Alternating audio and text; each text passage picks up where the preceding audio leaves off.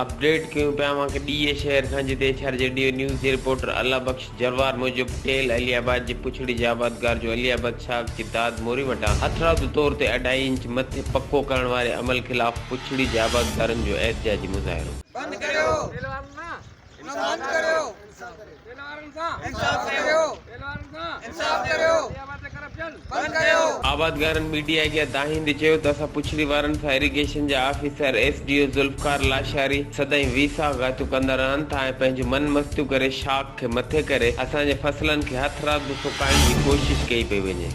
हिननि वधीक मुतालबो कंदे आला अख़्तियारनि खां घुर कई त करप्ट एसडीओ ज़ुल्फ़कार लाशारी खिलाफ़ नोटिस वरितो वञे। एचआरजेडी न्यूज़ 3 वक्त ताईं बस एतिरो ई। वधीक ख़बरनि ऐं अपडेट्स लाइ ॾिसंदा रहो एचआरजेडी न्यूज़।